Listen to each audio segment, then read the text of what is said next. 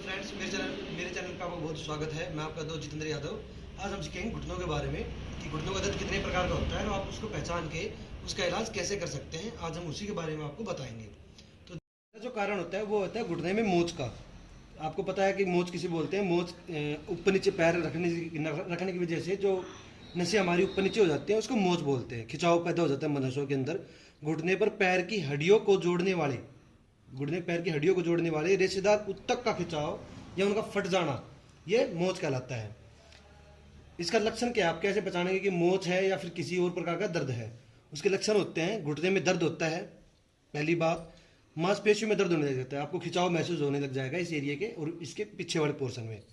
और घुटने में सूजन आ जाएगी, या आपका घुटना सूज जाएगा। उसको आप समझिए कि आपके घुटने में मोच है। इसका इलाज क्या है, ये देखिए आप, इसका इलाज क्या है। घुटने में मोच का आमतौर पर इसका इलाज खुद ही किया जा सकता है। आप घर पे भी इसका इलाज कर सकते हैं मोच का।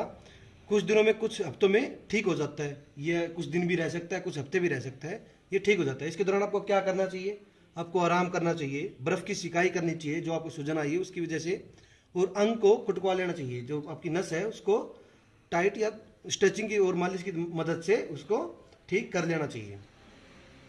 जो दूसरा दर्द जो होता है वो होता है एजेल की चोट।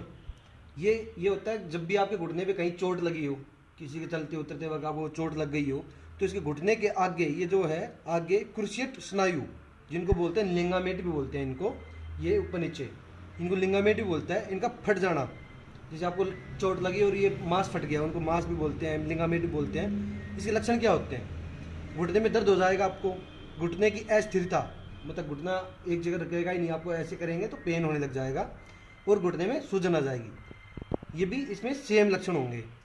आप कैसे कर सकते हैं, इसका इलाज क्या है। इसका इलाज खुद नहीं कर सकते।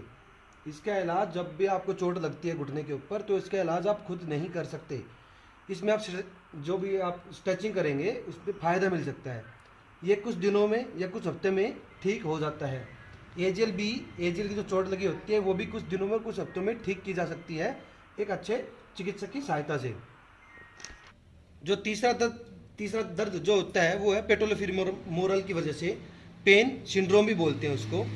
ये किस लिए होता है, ऐसी स्थिति में किसी चोट या बहुत ज़्यादा उपयोग किए जाने के कारण, अगर आप कहीं चोट लग गई या आपको बहुत ज़्यादा काम करते हैं तो उसके कारण घुटने में कैप के नीचे नरम हड्डी, ये जो है हमारे, ये वाली हड्डी, इसको नुकसान पहुंचता है। जब हम ज़्यादा घूम लेते हैं, एक ही काम हम बार बार करते हैं, तो यह चोट लग जाती है। तो उसके कारण पेटोलोफिमोरल की पेन सिंड्रोम होता है।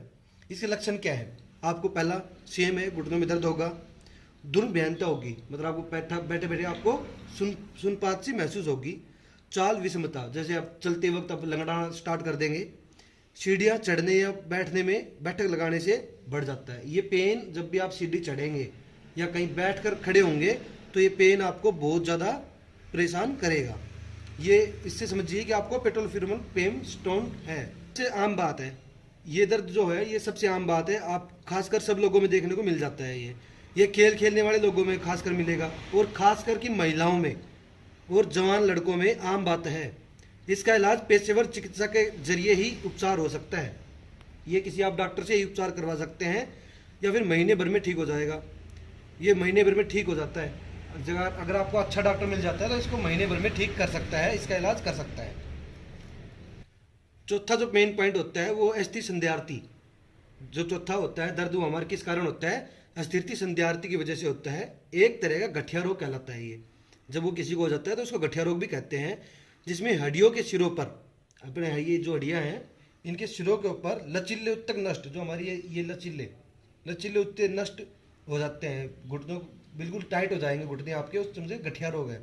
इसमें होता क्या है, आपके घुटनों में दर्द होगा, जोड़ों में अकड़न हो जाएगी, आपको ये जोड़ अकड़न ऐसा टाइट सा महसूस होगा कि आपको बिल्कुल हिलाने में भी दिक्कत होने लग जाती है।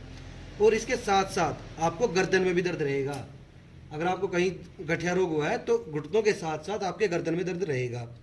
इसका इलाज क्या है, इसका इलाज से लाभ हो सकता है। इसके इलाज अगर आप करते हैं तो इससे लाभ हो सकता है, लेकिन ये कभी ठीक नहीं किया जा सकता। गठिया रोग का कोई इलाज नहीं है। इलाज करने पे आपको थोड़ा दर्द में राहत मिल सकती है, लेकिन इसको ठीक नहीं किया जा सकता। यह सालों तक या सारी जिंदगी रह सकता है।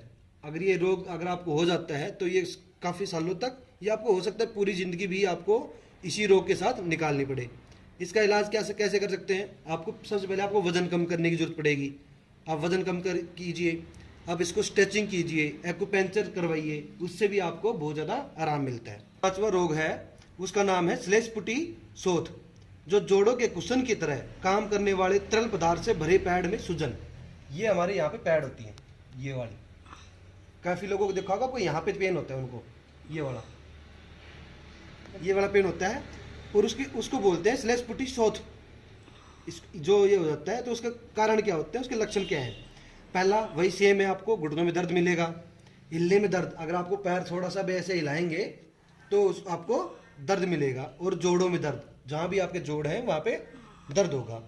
यह उन लोगों को ज़्यादा होता है जो बार बार एक ही गतिविधि को दोहराते हैं, जो काम करते हैं, जो बार बार एक ही काम करते हैं। आप बैठने का काम करते हैं बार बार, या फिर आप सीढ़ी चढ़ने का काम करते हैं बार बार, तो आपको ये रोग हो जाता है। तो इसका इलाज कैसे कर सकते हैं? इसके इलाज हो भी सकता है, नहीं भी हो सकता।